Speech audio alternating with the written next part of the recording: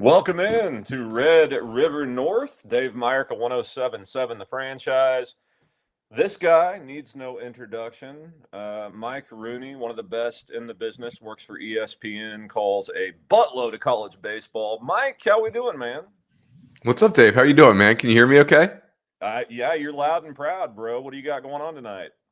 I'm just winding down on the college baseball season, trying to get projections straight in my brain, I think, is what it comes down to. Oh, it's kind of depressing to think that we're already there, but the fun time is just beginning. That's why we wanted to go ahead and get this knocked out tonight, Mike. Let's jump right into it, man. Oklahoma, year one in the Southeastern Conference, tied for fifth right now. They're only 3 games back of second place. Texas kind of running away with the thing. I hate to say that, but Mike, your overall impression of Oklahoma year one Southeastern Conference? Yeah, I'd say for OU and for Texas, right? They've been more than good in the SEC. Obviously, Texas is dominating the league. Like, the season Texas having is one of the all-time great seasons in SEC baseball history, which is wild to say. And I think for OU, they've been fine. Like they're like your typical solid SEC program. They don't look overmatched. I wouldn't say Oklahoma looks like the best team in the league, but they don't look overmatched.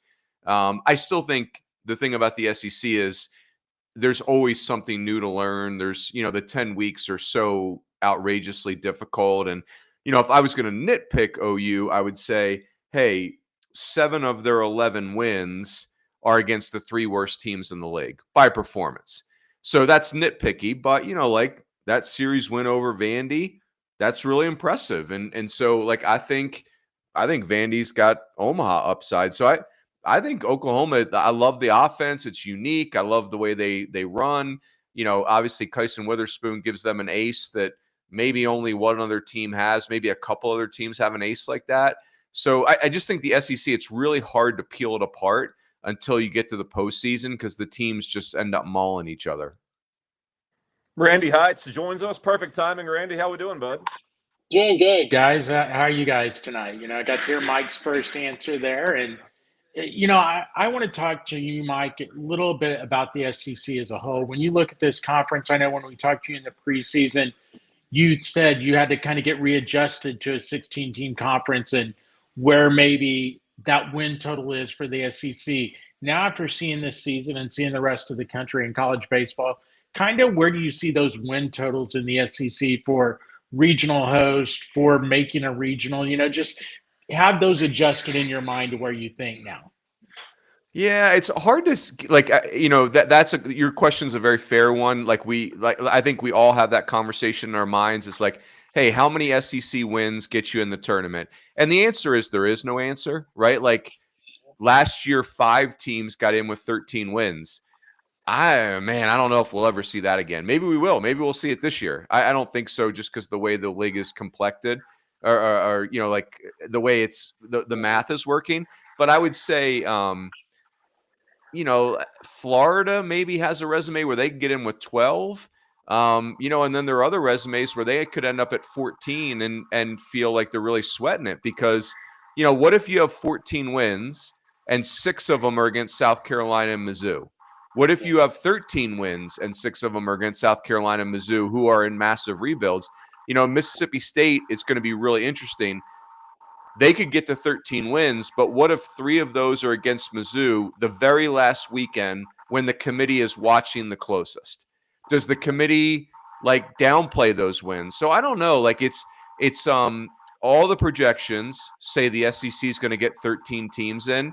And I do feel like that's where it's going to end up unless something wild happens in the last 3 weekends.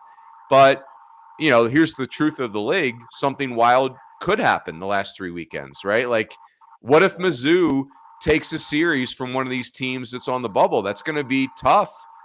So I don't know. I'm not trying to duck your question, Randy. I just sincerely believe there's no answer. But man, I would just say for any SEC fan base, you can see the finish line. There's only 3 weekends left, but I wouldn't take a breath yet. I would keep running. Well, and just a quick follow up on that. When you bring up Mizzou, yes, they haven't won a game, and I feel like they are kind of that scary team down the stretch that teams can take for granted. Take Alabama last week, for instance. Their Friday night game, they're down, was it 4 or 5 runs going into the 8th inning, I believe, against Mizzou. They had to rally and win. And some of these teams that are in the bubble, I think it's easy for them to take a team like Mizzou for granted going into the series. And they're Division One players. They can jump up and bite some teams, and that's why I think the last couple of weeks, teams that play Mizzou, it's almost a scary opponent to keep your team's attention. Totally agree. They're a very scary opponent. I would say not scary though. Like, right. Like the Mizzou part is tricky because like we all love Carrick Jackson and think very highly of him. Coach Jameson, his pitching coach, literally was the head coach in the you guys know in the Big 12. 7 straight regionals. They hosted a regional. They went to a super regional. Like the highs for Mizzou weren't 50 years ago, and they were great. But this team right now is one of the worst teams in SEC baseball history. There's just no way around that. They're too young. They're too hurt, and it's a complete rebuild, right? And so, if you look at Mizzou, like they split with Binghamton. They have more wins against SWAC teams than any other league, if I'm doing the math right. Like it's been a horrifically tough year for them. So I think it's scary. I think the other thing in the SEC too is, the strength of the schedules changes. Like when you play certain teams and where you play them on the road or at home. So that's why I say there's a long way to go because, for some teams, the hardest part of their schedule's ahead of them. For other teams, the most doable part of their schedule's ahead of them. Yeah, I completely disagree with both. I don't think Missouri's scary at all. That's a horrible that is a horrible baseball team, top to bottom. I'm not throwing shade at anybody. I wasn't really aware until I watched the OU series.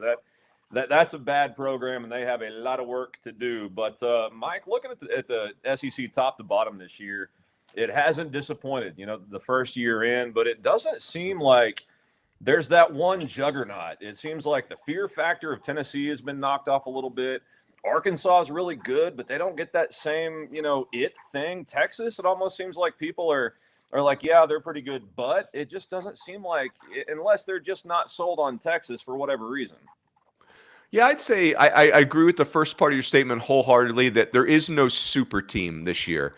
There's no 2022 Tennessee in this year's group. So I think like that's an encouragement, honestly, to people outside the SEC where they're feeling like I don't see a 2023 LSU that's lurking there that just like got a Skeens and a Cruz. Nobody really has that this year. But you could also say within the SEC, like that's what led to Ole Miss winning the national title in 2022 is Notre Dame clipped Tennessee on the way in. So, and I think your point, Dave, on Texas is worth talking about. Like, Texas has had this magical season. They this is literally they're 19-2. Like they're challenging seasons like Vandy in 2013 when they went 26-3 in the league. They're challenging the 2021 Arkansas team where they didn't lose an SEC series. They're challenging Tennessee in 2022 when they were 25-5. Well, here's the thing. None of those teams I just described made it to Omaha. They all got clipped in the super regionals. And so, you get in a tournament, it gets nutty. And that's the concern for Texas is they're injured. They keep taking on injuries. And have they left their best baseball behind them? I will tell you, though, like that freshman kid, Dylan Volantis from Cali, in their bullpen is an alien. Like it is 6'6". It's the highest release point you've ever seen. It's 3 different breaking balls. He throws strikes. He's just destroying hitters. And then they've got Max Grubbs there too. They've got a really good position player group. So I don't want to take anything away from Texas. They are really, really good. Like that is a fun team.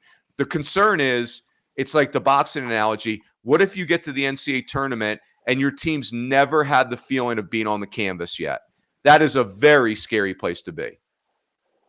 No doubt. And I think you make a great point with Texas, and I feel like when you look at the rest of the SEC, today's point, then the fact there's not a juggernaut, a lot of it has to do with, you look at the SEC in past years, and there's been that high level guy that's a set Friday and a Saturday guy, and I feel like when you look around the league, once you get past Friday, there are a lot of really good pitchers in the league, but there's not that next level guy. When you look around the rest of the country, there's some clubs that do have legit 1 and 2 guys. I feel like around the country more than what we see in the SEC right now. Yeah, I think to your point, there's not a team that just like checks every single box. Like some teams have, like, hey, LSU is a great example. Jay Johnson's having to make a real decision right now. He's having to decide, do I want to go with a legit 1, 2, and 3 rotation where you've got Anderson, then you've got Ianson, and then you've got the Case and Evans kid, the freshman, who's been a dynamic duo with Cowens in the bullpen. I know you guys saw LSU. Do you want to leave that two-headed monster in the bullpen and then they're just lighting candles on Sunday starts? Or they did Case and Evans as the Sunday starter this week, but now you're a little bit more vulnerable in the bullpen. So I think nobody has all of the answers, and that's what's going to make the stretch run here so fun is, is it matchups? Are there some teams that just haven't been found out yet because of schedule? Whatever it is, but man, it is. This thing could go. This whole season could break a million different ways right now. Mike, 11 conference wins right now for Oklahoma. They got Ole Miss on deck in Norman, Kentucky, and round out with Texas to finish things off. I know that you talked about win totals, not quite knowing. What do you see for Oklahoma, where they stand right now? What do they need to do to make it in, and not only make it in, but maybe host a regional in Norman? Yeah, I think so. Like, if you're going to host, the RPI for SEC teams really got to be 16 or better. And, the other problem for Oklahoma is there's so many SEC teams with better RPIs, like Auburn's ahead of them, Vandy's ahead of them, Georgia's ahead of them, Tennessee's ahead of them, Alabama's ahead of them, Arkansas's ahead of them, LSU's ahead of them, Texas is ahead of them. So, like if you're going to be a host, they're going to have to win a truckload of games. Like those last 9 games, I don't know, if you're at 11 wins right now, can you win 7 of them and get to 18 wins? Remember, Mississippi State won 17 league games last year and didn't host. So I think 18, though, would be an outrageous number. If they win 18, that means they won all 3 of the last series, and that would give them, what's that give them? 7 series wins. That's pretty impressive. But I think if you're Oklahoma, the key right now is just be playing your best baseball. Those are 3, tricky series. Kentucky's hard to play. It's a road trip. It's a place they've never been. Ole Miss and Texas are very good, obviously. So, I think if I was OU, if you get to 5 wins, you're at 16 conference wins, you're sleeping very comfortably the night before the selection show. 7-2 down the stretch feels like a really aggressive ask given how tough the schedule is. Gonna fully agree. You were talking SEC, and I think it would be remiss if we didn't bring it up. The fact off the field things happened this week in the SEC that made some big headlines, and with Mississippi State making the coaching change, I feel like that's one of those jobs across the country that is really a great job. You look at the dude; it's maybe the best ballpark in the country, and has a lot of things. But I feel like that's also a program. Other until they won this last title in 21, they've always been on the cusp, but never able to push it over the top. What type of coach gets in there and pushes it to that next level on a continuous basis? Well, I think it's, you can imagine we've been talking a lot about Mississippi State this week and doing podcasts and writing articles and, because it is one of the historic brands and you're right to ask about it, Randy. Like it's one of the, it's just one of the brands, right? Like with the Thunder and Lightning and what Ron Polk did. And that venue is as big league as it gets. But I would say that when you look at Oklahoma, I'm going to cheat off my phone because I've been taking notes on this, but they've had high highs, but they've had some real lows. Yeah. Like there was a time period from 2008 till I'm going to call it 2016, where think about that 8, 9-year time period, they finished second in the country once. Second in the country. They played in the CWS finals in that range. They also won the league a different year, like literally won the SEC, which is the hardest regular season to win in the country. They missed Hoover 4 times in that same 9-year term. I mean, like flat out missed the conference tournament. And now we're in the same deal where they just went to Omaha 3 straight years, won it, and now they're at risk of missing the tournament 3 out of 4 years. So like it's gotten clipped and it's on Twitter and anybody can find it. But like the question I'd be asking if I was Mississippi State is, who can we, like obviously we want to find the right person, but like we got to do some discovery too. Like what is it about our program that causes all this volatility? Why are we such a whipsaw? Because it's 3 different coaches, right? It's like, it's not just Chris Lemonis. It's the same thing happened to John Cohen. The same thing happened to Ron Polk. Those are 3 really talented people. But the answer to your question, Randy, I think every AD is thinking, can I hire a Tony Vitello? Because that's the big challenge for Mississippi State is the players you need are not in your backyard, right? Like you're going to have to go all over the country to find those players to be able to compete in the SEC. And, like I think about Tanner Allen, who's, I would say the MVP of their championship team. Right. I mean, Tanner Allen was committed as the story goes, there's no way to document these things, but as the story goes, Tanner Allen was committed to LSU for 18 months, and they flipped him at the last second when Andy Cannizaro went from LSU recruiting coordinator to Mississippi State head coach.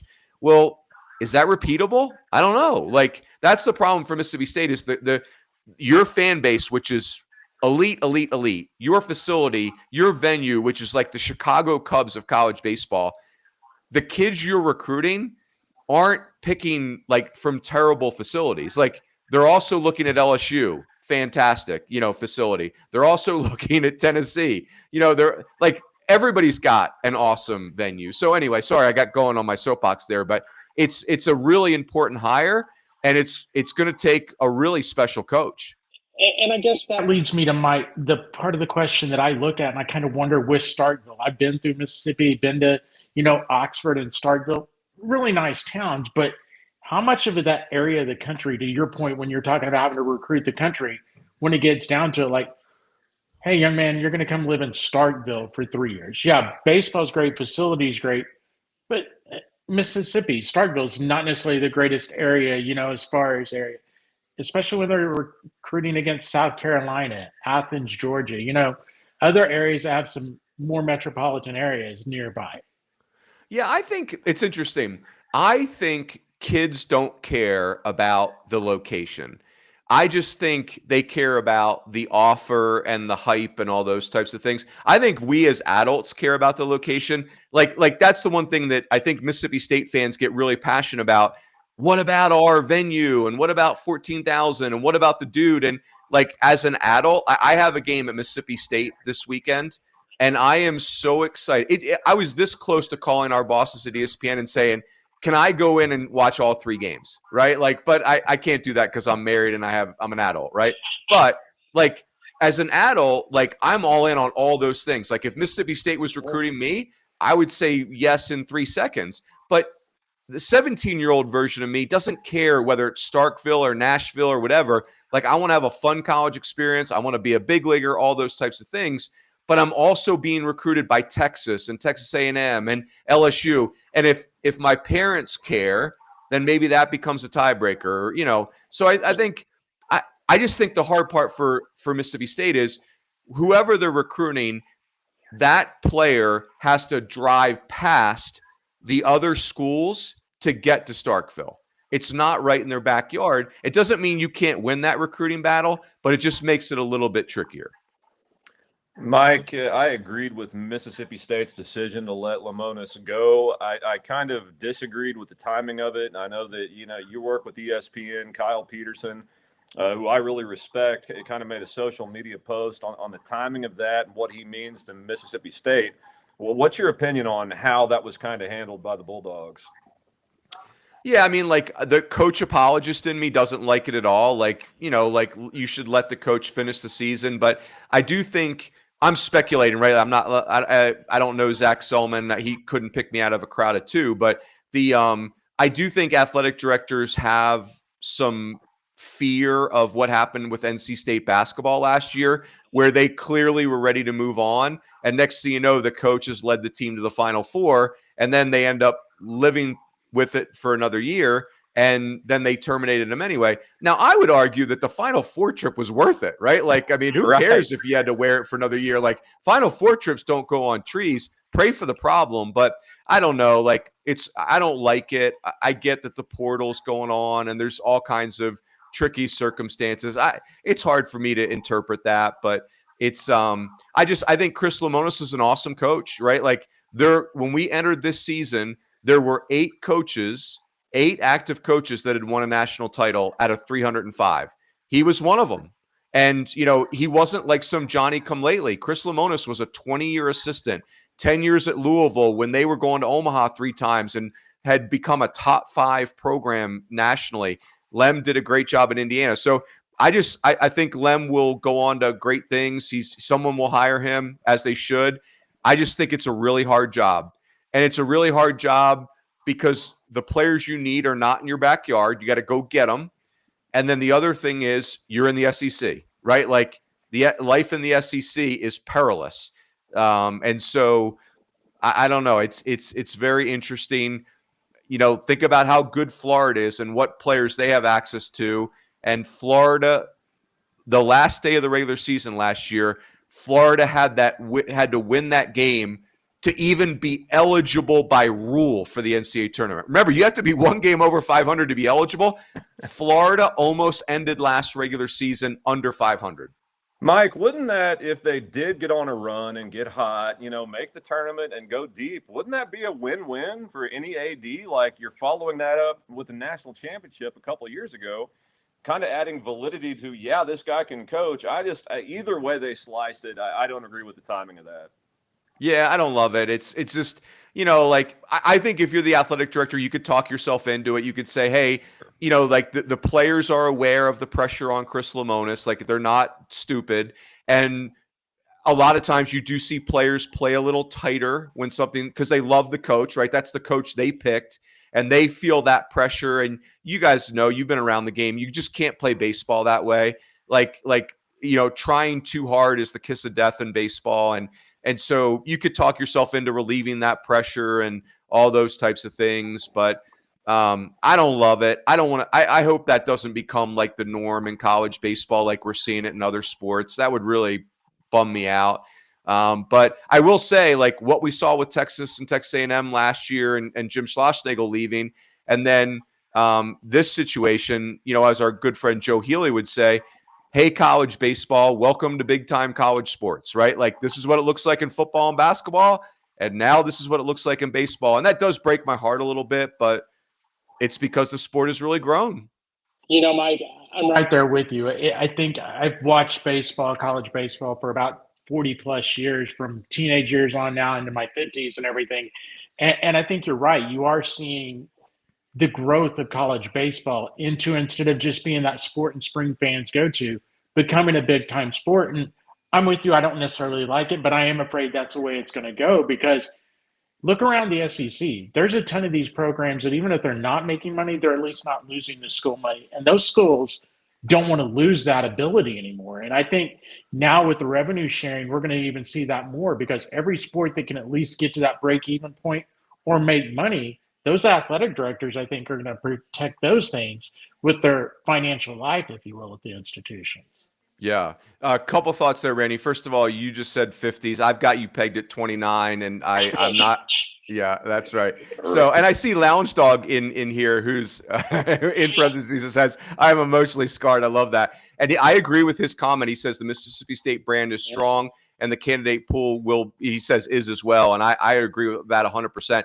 I do, like, I'm not backing off. It's a hard job because the expectations are really high, right? And you're playing in the hardest league in the country, without question. But they will have, and it is a very attractive job because, and here's the irony of it, you can win a national title there, right? Like Chris Lemonis just proved that. And and you can go to Omaha there. You can get your hands on great players there. So there's so much about it that's attractive. They will have a hell of a pool. The one thing that's interesting in today's college baseball that's problematic, though, is these buyouts, right? Like Nick Mingione is an obvious candidate for Mississippi State because he was an assistant there for a long time. But I've heard, I've heard reports, I think Kendall reported this, that Nick Mingione's buyout is no joke. It's like in excess of $4 million. And now that's a lot of money for a baseball coach. I will say, to your point, Randy, it does remind me a little bit of when Florida State shuttled through football coaches really quickly a couple years ago. And the athletic director kind of said, like, look, we got a business to run, and people showing up is the oxygen for our business. And I do think if Zach Selman feels like, hey, our fan base is in such a tricky place that people are going to stop showing up, then like that's not just hey, I think the guy can do the job, I think he can't do the job. Now you got the finance team on your back, like, hey, what are we doing about this? So anyway, it's all tough because it's human beings and their lives, and getting fired is a tough deal for any family. I don't care what your job is, and when it happens publicly, it's even worse. But it'll be. I'm really curious to see how Mississippi State plays this weekend. Ironically, Kentucky is the worst possible matchup for them because Mississippi State has played really rough defense all year, and Kentucky is the team, besides, I would say even more than Oklahoma, but very comparable to Oklahoma. Kentucky is the team that puts as much pressure on your defense as possible. And they broke Tennessee a couple weeks ago, like stole 16 bases in 2 games. So it'll be fascinating this weekend. Runes, I see Michael Myers is in the chat. Kind of a horror story coming out for College Station. They were riding the high wave, right? The last few weeks, they're feeling good, and everybody thought they're going to be peaking when they play Texas, and here we go, and then they get swept by the Longhorns. What do you make of this up and down Aggie squad? Yeah, I think, the good news for the Aggies is they're clearly playing way better. Like, you leave the Texas series, at least for me, and I think, okay, Texas is just really good, and they're playing like it's just magic right now, right? Like Texas is just, they're just, it's like the golfer where you're just puring everything, right? I've never been that golfer clearly, but I've watched them on TV, right? Like you just, you aim and it goes there, right? Like you're just feeling it. That's Texas right now. I think if you're A&M, like you see your flaws that weekend, right? Like the things that you struggle with were there, but you also were one at bat from sweeping at Texas, meaning like each of those 3 games, if one at bat goes differently, you just swept Texas on the road. Now, again, I like ifs and buts, and we all have heard the expressions that our dads told us, right? Like Texas won the series. Texas swept you, period. But I'm encouraged for A&M. Like their RPI's fine. They're very, very talented. I think, like they're one of those teams you guys were asking about in the beginning, like Texas A&M's at 8 conference wins, and let's see who they've got left. They got LSU at home, they've got Mizzou, and then they've got at Georgia. So can Texas A&M go 5-4 in that stretch and have 13 wins? I think they can, and if they get to 13 wins, I think they're in. They passed the eye test, all those things. So I think, and I think the real question for A&M is not A&M. It's whose regional are they going to ruin? And they may not win the regional, but they're going to show up on somebody's screen on Memorial Day as a 3 seed, and that fan base is going to be like, this stinks. No doubt. And I think, I mentioned earlier about teams with maybe not a 1 and 2. I feel like A&M's front 2 guys, maybe 2 of the better starting rotation as far as 2 guys on Friday, Saturday in the SEC right now. Yeah, and I would say like that's been one of the challenge in the beginning of the year when A&M was really struggling. They were pitching well but not hitting. Ryan Prager, to your point, Randy, is like that's a proven commodity, but he has struggled in SEC play. Now, he was really good against Texas. Again, like whatever regional Texas A&M shows up in, someone's going to look at them and say, that's not what a 3 seed looks like. It's, like very similar to Oklahoma State in, a couple years ago in Stillwater. They got, they've had the worst luck ever, but last year they get Florida, and you're like, Jack Caglione and Brandon Neely play for a 3 seed. I'm sorry. And then the years before that, they get Arkansas, who was a preseason top 5 team, shows up as their 2 seed. And then the other year, Oral Roberts is their 4 seed, and Oral Roberts had beaten them 3 times in the regular season. It's like the seeds were mixed up. So anyway, you know how it goes. Like the postseason is just a total crapshoot. Mike, one more and we'll get you out of here. Those of you watching, this is ESPN's Mike Rooney, the best of the best in college baseball. One final Oklahoma question from me. We see where they're at this year. Kyson Witherspoon is one of the best pitchers in the SEC, which means he's one of the best in the country. Behind that, it's been up and down. The offense you referenced, like the swipe bags, great chaos. What do they need to do to take the next step to be in that upper echelon of the SEC? So you mean this year, Dave, or you mean just from a program standpoint? From a program standpoint, as we move forward. Yeah, I would say, I mean, have a Kyson Witherspoon every year, right? Like that's not fair. But like two or three of them, yeah. Like I would say, but it's not fair, but it is fair in this regard. Like nobody's got a better. If you had a son who was a pitcher that wanted to pitch in the big leagues, like, and you're picking a pitching coach, Skip Johnson's on that list, right? Like I'm not saying Skip Johnson's the only guy that you want to coach your son, but like he's on the short list. So like they should continue to have great pitching. I think this offense is very good. It's maybe by SEC standards just a little bit young, right? It's just like a little bit inexperienced. I'm not sure that I see a Peyton Graham out there, right? Like the one dude that can just take over a game and let everybody else just catch their breath. But again, like I'm nitpicking because OU is right in the middle of the SEC standings, which is right where you want to be, right? Like that's perfect. Like that means you are more than capable of winning the 5 games for Omaha. So it's going to sound like a cop-out answer, DM, but I would say like kind of keep doing what you're doing, right? Like it's just, hey, you almost won the national title a couple years ago. Your first year in the SEC, you absolutely looked the part. I just wish the position player group was older. That's all I would say. Like I just, there's a bunch of sophomores out there, and like it just feels like they're a little bit younger than some of the other teams in the league. But like sophomores become juniors and juniors become seniors, et cetera, et cetera. So I would say they don't need to change anything. They don't need to do anything. Hey, by the way, like home runs are down. Home runs are down in college baseball. Home runs are down in the SEC. So anyone that felt like Oklahoma would have to change their style of play, I would actually disagree with that. I don't think that's what they need. Their roster just needs to be a little older and a little more seasoned. Fully agree. Hey, Mike, I do have one question because our background image is, of course, a photo from Bedlam, Oklahoma and Oklahoma State. And even though it's an SEC podcast, I wanted to ask you just real fast for my friends up in Stillwater, and I know we have a lot of people that follow me and Dave here that we cover them as well. The job that's gone on at Oklahoma State this year, it's been a shock to me, and I just kind of want to get your peripheral thoughts on Josh Holliday and what Oklahoma State has done this year. Yeah, I think in today's college baseball, everyone's going to run into a year like this. Unless you're LSU or one of those programs where you just, you've got great players that were born to wear your uniform.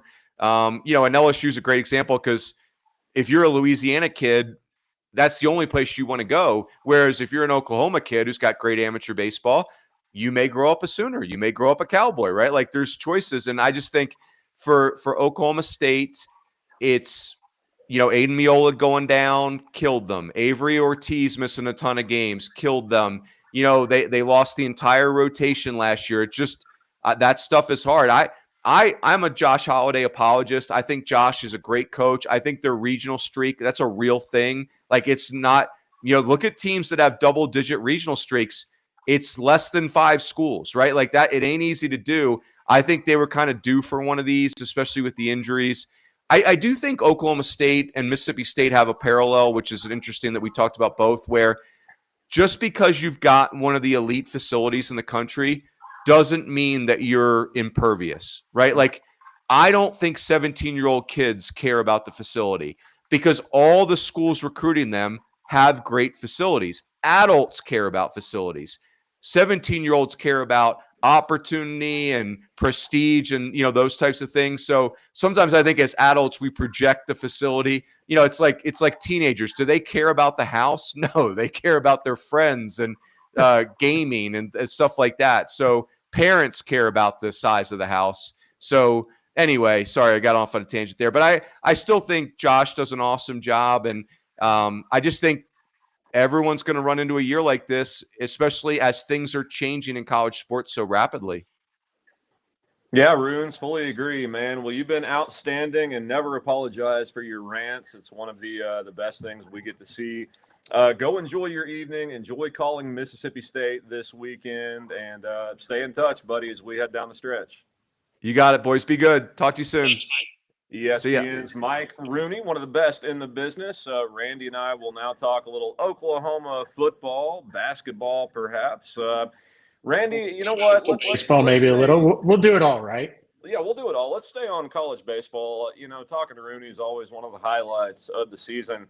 I like what he said regarding Oklahoma. Just keep doing what you're doing. Keep being what you are, adding a piece here and there. I think that's apropos for this program and Skip Johnson.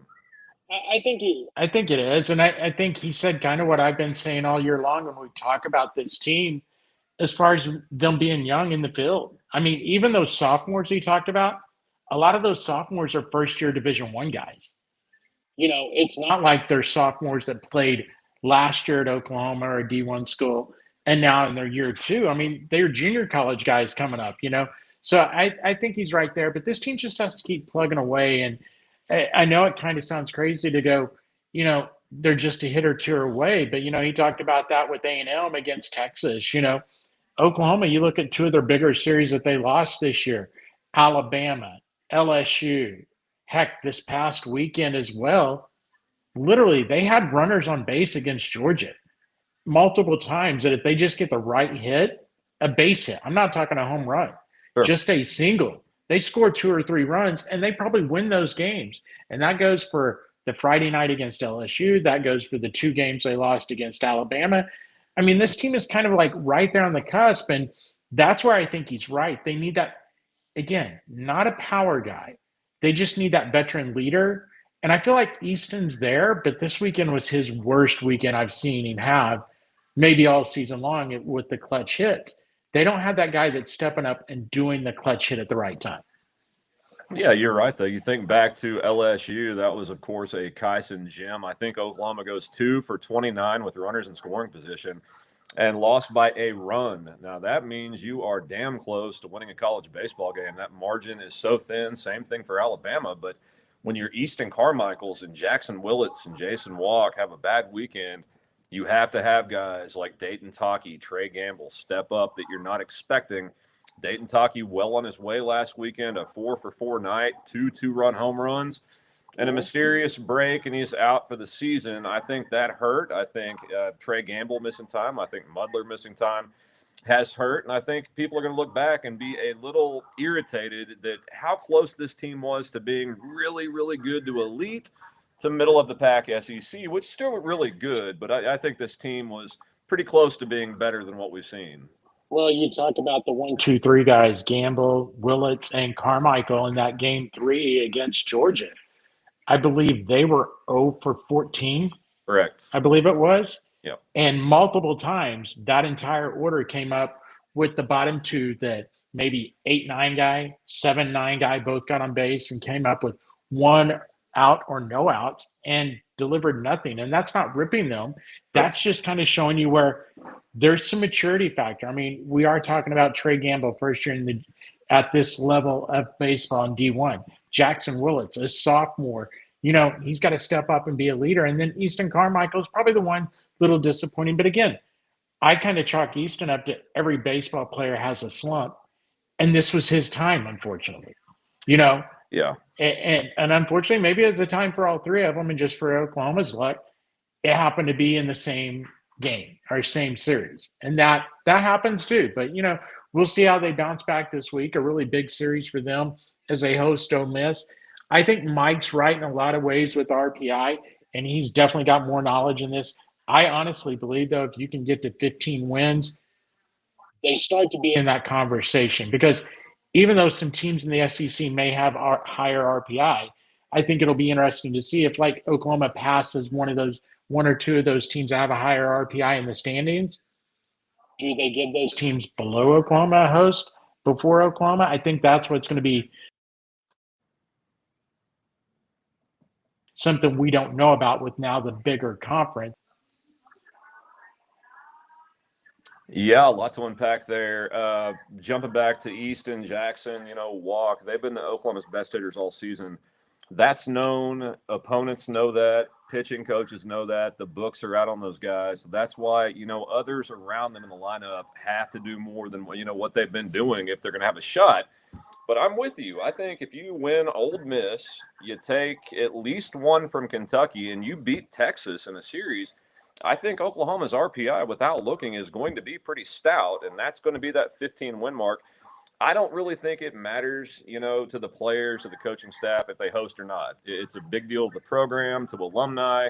You can laud back-to-back seasons. You've done it. But as far as competition goes, I really don't think they give a shit, Randy. They're just fine if they're a 2 or maybe a 3. I fully agree with you on that. I think that's the exact way they think. It's like on the road, at home, they just want to be in the tournament, and that is a spot because they know if they get into the field, they can make some noise. You get the right draw. I mean, you saw what happened last year at the Norman Regional with Connecticut. They just needed to get in the field, and they made noise and made it to a super. Oklahoma has seen it happen to them on their home field, and they've done it at opposing stadiums. So, yeah, I don't think they care one way or the other, And so that's kind of the key right now. And I'll go one step further. I know you said win the series this weekend, win one at Kentucky, and win the series at Texas. I don't think it matters what order it goes. I think they could win the series this weekend, win the series next weekend at Kentucky. And if you beat one against Texas, just win one, I think their RPI is fine at that point in time. Because the way the RPI works, as high as Texas is, you're not going to drop any even if you lose 2 games to them. But if you beat them once, you really make a big jump. So that's why I just think you just got to get 5 in the 3 out of the 9 games, get 5, and then you're legitimately in that talk, especially going into the SEC tournament. And that's where it gets interesting because I don't think people are going to make as much noise in the tournaments this year in the SEC because it's single elimination. Right. You unless you go in hot in that first game and you're like the underdog. Missouri's bad. I agree. But let's just say Missouri goes out. They're probably not going to go find a way into the championship by winning 4 straight without losing a single game. So I think that Cinderella run, and if every conference did that, but they're not, I think you'd lose a lot of the bubble busters, which would help some teams around the country. Yeah, it's about to get fascinating. I'm with you. Oklahoma, just win, get in, go from there. If you get hot, you get hot. I don't think they care, but the alumni always does. They'd love to host. The program would love to host, but we'll be here for all of it. Randy, some other stuff I wanted to touch on Oklahoma football-wise. They add Jaden Ott, gone as Gavin Sawchuk, an up-and-down career at Oklahoma, mainly due to injuries, but that leaves the rotation, as such. Xavier Robinson already on campus, came on last year. Jaden Ott. Barnes is still around. Don't forget about him. Sam Franklin hit the transfer portal. But kind of those 3 backs, in my opinion, that those are the 3 to watch on the depth chart as we start looking forward to the fall. And I do think there's one other you didn't mention that I still think is one you watch, and that's Taylor Tatum.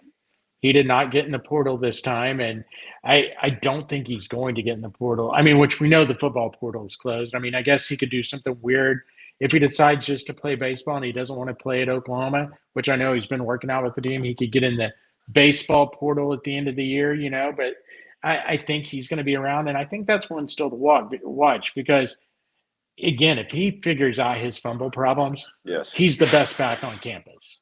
I mean, I will still say that. Oh. He maybe behind Ott. I think he's that talented. I forgot with Ott transferring in now. But he is the most talented, the most skilled running back out of the ones that were returning from last year. He just got to figure out the fumble problem.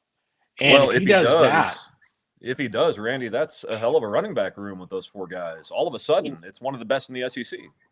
Yeah, exactly. And the depth there is great. But, of course, let's not talk about depth. We said the same thing about the receiving position last year going into the season, and they were all banged up. So, I mean, we know what depth gets you at Oklahoma sometimes. So, yeah, no, I think the running back room is going to be really good. I like what Ott brings. And, of course, they get Carter today at receiver out of McNeese State, which I think that is a really big pickup. A lot of Oklahoma fans will go, oh, another FCS guy. It's like, folks, he was one of the top players in the portal left uncommitted. You know, it's not like they just went and got somebody off the trash heap. He's a really talented kid. And I think the key here is he fills that size position if a Giovanni Gibson can't come back until mid-season or something from the ankle break. So I mean, that's kind of what I think he fills that role. Well, wide receiver that you bring in like that, I look at just the physical specimen of the guy. I don't really care where he came from. He can run, he can jump, he's fast, and he's big. And to me, that translates to an SEC wide receiver. They needed help there at the depth spot at wide receiver because of what happened last year. They lost some guys in the portal. Of course, Anderson gone, Bauer Sharp, both to LSU. But I like the way that's coming together. The one area left on the entire team with Jaron Cannett going from linebacker to offense, Lewis Carter gone in the portal, is linebacker. I look at might be just a little bit depleted, but if they don't go after anybody, that says different. So they're not. Yeah, I see. I've been saying all along, I think the linebacker position out of all of them is one of the strongest on this unit. I like what they've got there. I mean, you got Lewis, you got McKenzie, and even though we talk about Daniels playing the cheetah, Daniel was the linebacker, he can move over into that spot. I think they've got a lot of guys, and that's one Sam reason why. Omasigo. Yeah, Omasigo. I mean, heck, Omasigo, to be honest with you, from all reports, might have been running first team and might be the starter technically over Kobe McKenzie going into next year, and so that's where you look at it. That depth is really good on this football unit at the linebacker position. And that's why I think in this day and age, we've all heard numbers. You saw the number today, reports Texas maybe 35 million. I think that's a big Fake number. I don't know if anyone's out there spending 35, 40 million for sure. And if you'd have told me last year Texas roster was 35 million, I 100% buy into it. Unless you're overpaying for guys, there's no way this roster should be 35 million right now. No, my wife and I were actually talking about this earlier. Last year, it makes sense because you got guys like Isaiah Bond, Quinn Ewers. They lost a ton in the draft. They lose Ewers, they lose Bond, they lose a lot of defensive players. It wouldn't make a lot of sense to me unless they're massively overpaying Arch Manning, and that's where a big chunk of this number comes from, and he's unproven. I know people say Mississippi State, but that's one game. Well, and I'll say this. And the other reason I say it, it's not like they went out and got all the top flight players out of the portal. If they would have done that, again, that makes sense. And they had a good portal run. I'm not ripping that, so I'm not saying they didn't do good, but nothing that I would think gets it up to $35 million, $40 million like Kirk Bowles reported today. They could very well, because we know Texas has money and they're not afraid to spend it. And if that's the case, it's going to be really interesting. Ross Dellinger today sent out a tweet about that story from Kirk Bowles, right? And he redid a tweet that he wrote a story from earlier in the year on Yahoo. And if you want to go look it up, it was really interesting read how a lot of teams, and it was based on LSU, are front loading contracts. And that would maybe be the only reason it's 35 million. They're paying guys in advance before that July 1 date hits, where everyone's going to have to prove the worth of those deals. So teams are front loading contracts, which is going to be very interesting. And they even talked about this in the story because, okay, fine, we're giving you $3.5 million or whatever, right now in April. Is that kid going to go bust his rear next fall? I think a lot of them will, because still the ultimate dream is the NFL. But how many kids, if teams are doing that, are going to run into that next year? Because they're trying to make sure they get the money in the hands to get them on campus before that July 1 deal. And so that's what's going to be very interesting to think about next year. When I read that story, I was like, oh, wow. Yeah. Because LSU, I guess, had not spent hardly anything in NIL the last 3 years. And they raised $13 million and basically spent that this spring. And they front loaded contracts to guys. That's why they had the number one portal class. I don't think people realize how much things are going to change when this takes effect coming up July 1st. I think that's why you're exactly right. You're seeing all the movement you are before this happens to do all that they can and get kids on campus. Next year is going to be a madhouse to watch in both portal classes. I don't want to think about that yet. I just want to keep thinking about Oklahoma football coming up in 25. I think they're going to be better, but they got to go prove it on the field. I'm with you. I was going to say the one last thing that's going to be funny about that, is all these schools that front-loaded contracts, and you talk about the madhouse it's going to be, is the unreal expectations For kids that get in the the portal next year thinking what their payday is going to be. Oh man. like, oh, I'm better than so-and-so. He got 3.5 million last fall. I'm going to get 6. and they may only Get an offer of 2 because those contracts now are null and void. They will not get approved. And that's what's going to be very interesting. Not going to grandfather over. Well, to be honest, I hate that aspect of college football now. We have to talk about it because it is part, and I'm really hoping what happens in July will calm it down a little bit, to where it's more get back to recruiting high school guys and development, and maybe have an onus for kids to stick around and do it the right way through one program where it's not just you don't get your way once, you're out the door somewhere else. But we'll see. Randy sticking with Oklahoma, also portal, and look, I got to call it like it is. Also due to money, Trey Young coughs up a bunch of money to the Oklahoma basketball program. Lo and behold, they are hitting on every portal target that they've gone after whiffing on pretty much everyone last year, besides, a top 10 pick that was promised a buttload of playing time, but night and day difference as far as portal goes for OU basketball. So far, so good for Oklahoma. 4 good pickups in the portal. I mean, none of them are those top 10, top 5 portal guys, but all within like the top 40, top 40, top 50 guys. I mean, to be honest, they're ones that should keep Oklahoma competitive and hopefully a tournament team again next year. None of them are those big-time NBA guys, other than I will say the kid from Alabama was a McDonald's All-American, didn't play a ton last year. He has that kind of upside, and I think that's why getting him is kind of like hoping you catch lightning in a bottle with a talented kid, kind of like you did Jeremiah Fears, who reclassified and Illinois didn't have a spot, and you were able to swoop in and get him. This is kind of that type of kid you hope. I'm not going to say he's Jeremiah Fears by any stretch, but that he's got a high level of talent level that, hey, you went out and got him. Maybe you catch lightning in a bottle. He didn't do it his freshman year, but maybe the light goes on for the kid in his sophomore year. And you got another bona fide potential NBA guy, which they don't have on that roster right now.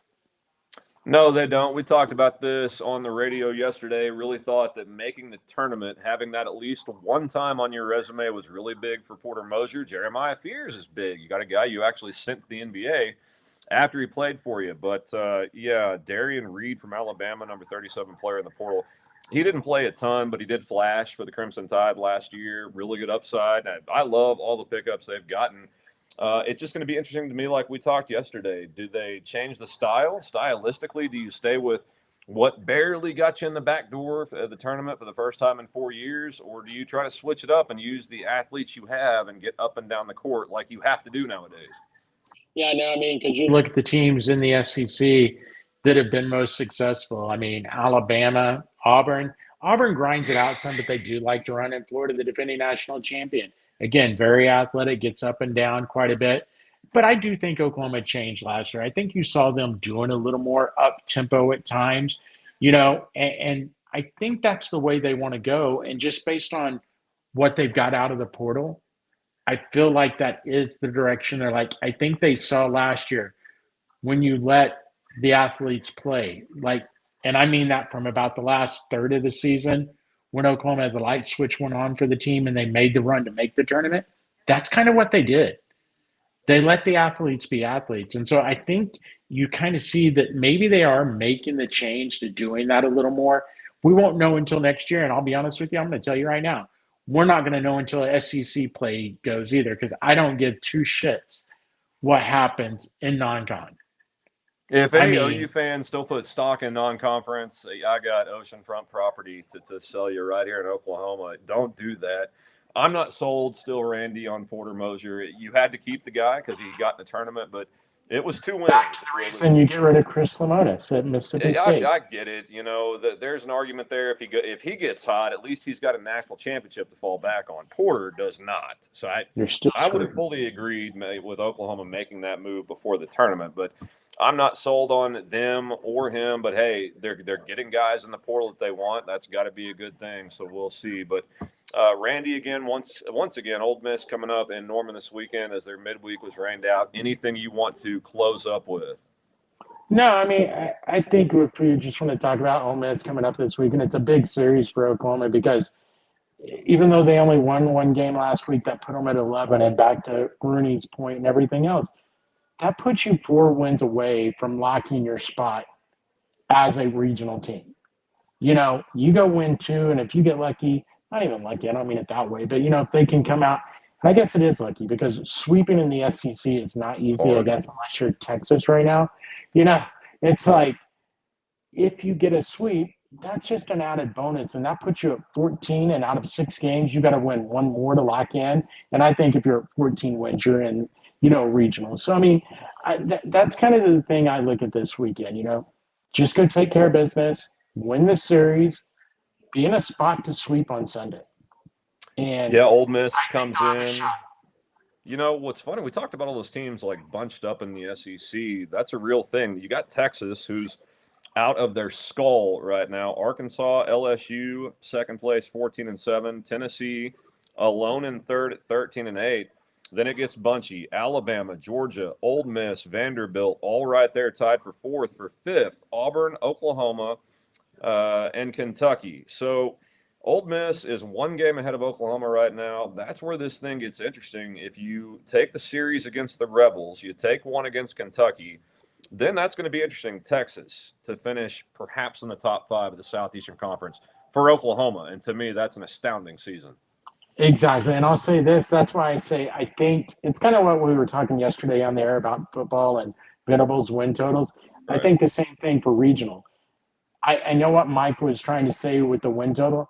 I also think if you finish in the top 5 in the SEC, that's regional host territory. I don't, at that point in time, I don't care where you are as far as RPI. I mean, in the sense of you're in the top 20, they're in a spot to host at that point. And that's why I think these next 3 weeks are really big for this program just from momentum.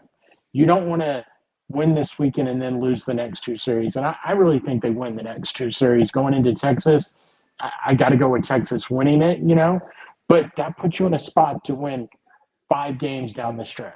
And if they win 5 games down the stretch at 16 wins, yeah, that is the type of momentum you want to see going into regional, whether you're hosting or going on the road. Completely agree, but we'll keep track of all of it, of course, all weekend and be back to recap next week right here on Red River North. For Randy Heights, I'm Dave Myrick. Stick around. I know that Cord's got more stuff coming up on the channel, guys. Over there in the comments, thank you for hanging out with us tonight. And as always, have a pleasant evening, and we will catch up with y'all down the road.